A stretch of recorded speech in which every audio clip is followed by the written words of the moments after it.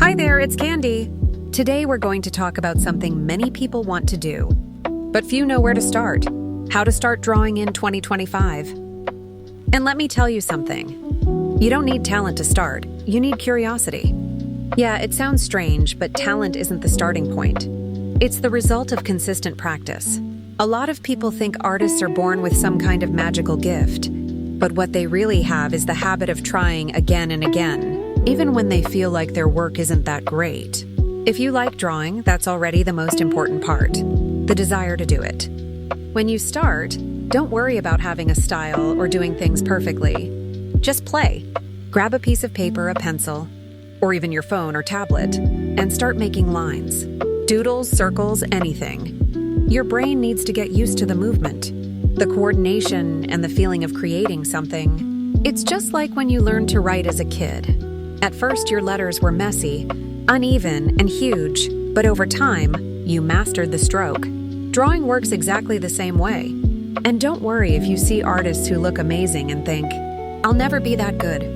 Trust me, every single one of them started in the same place. With drawings, they didn't want anyone to see. Progress doesn't happen overnight, but it does happen over time. One drawing a day, even if it's small, even if it's just 10 minutes, is worth more than drawing for 5 hours once a month. It's not about how much time you spend. It's about how consistent you are. It's also important to understand that drawing isn't just about making pretty lines.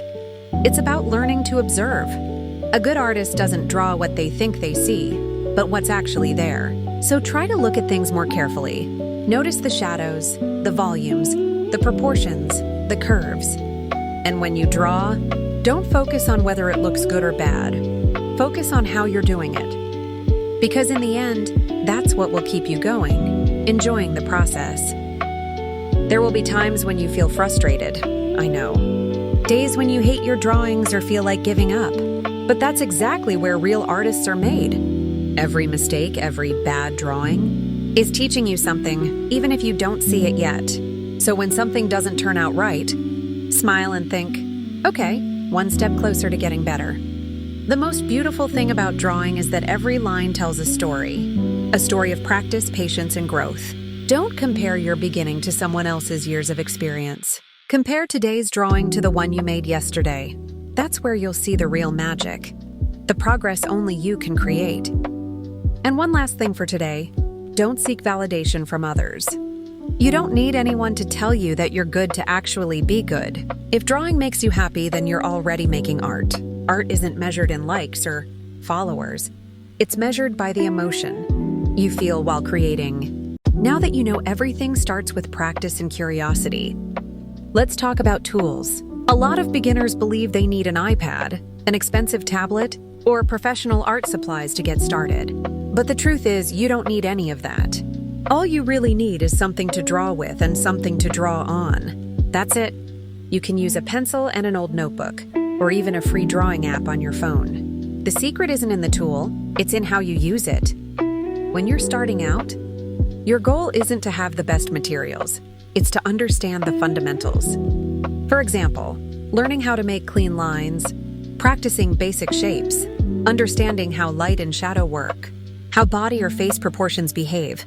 All of that can be learned with whatever you already have at hand. In fact, many professional artists recommend starting with pencil and paper because it forces you to feel your strokes, gain more control over your hand, and develop your own rhythm. If you're using digital tools, that's totally fine too. There are tons of free or affordable options out there. For example, Ibis Paint, Medibang Krita, or even Clip Studio Paint when they run free trials. You don't need the most expensive tool. You just need the one that feels comfortable for you. Over time, you'll discover which tools fit your workflow best, and then you can gradually invest in better equipment. Another very important tip, don't trap yourself in just copying. Copying is useful, yes, especially when you're learning anatomy or proportions. But the goal isn't to stay there. The goal is to observe, understand what you're copying, and then try to do it your way. Make your own versions. Change the pose, the expressions, the colors.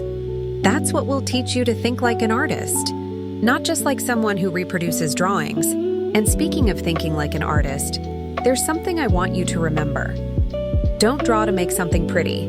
Draw to learn something. Every drawing should teach you a lesson. Maybe today you learn how to draw eyes, tomorrow expressions, the next day hands, and little by little, you'll keep adding new skills.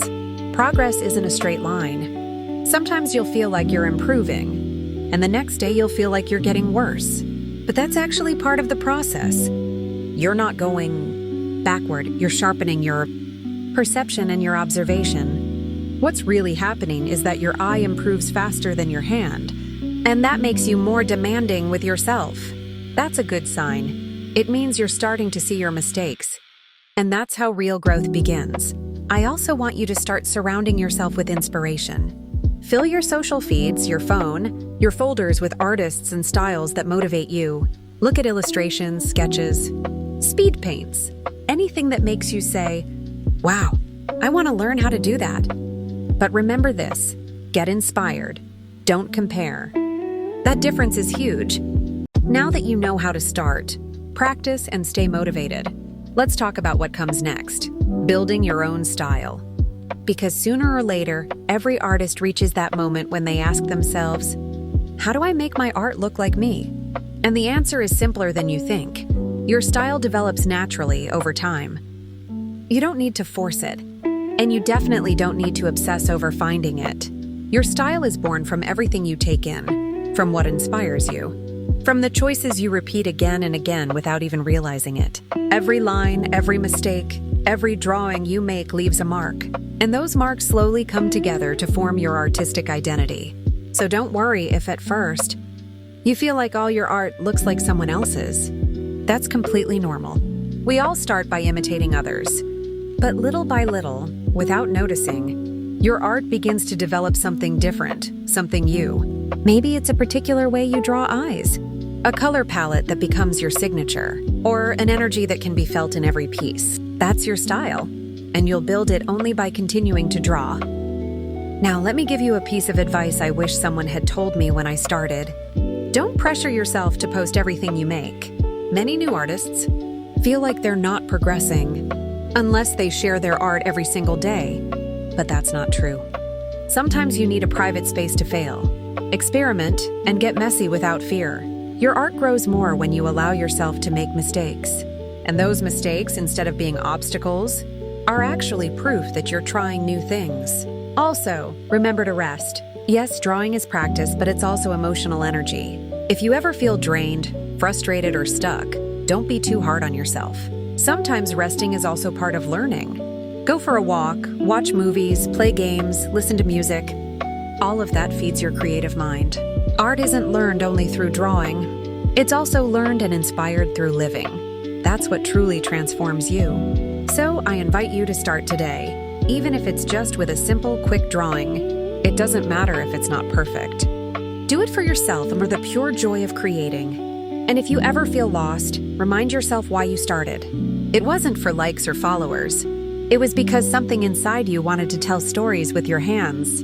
That inner voice is the one you should never silence. And if this video helped you take that first step, I'm really happy it did. So if you'd like to keep learning with me, don't forget to subscribe. Leave a like and tell me in the comments, what inspired you to start drawing? Remember, art isn't a race and it's a journey. And every line you draw, no matter how small, brings you closer to the version of yourself you've always dreamed of becoming. I'm Candy, and I wish you all the success, patience, and passion in the world. See you in the next video. Ooh!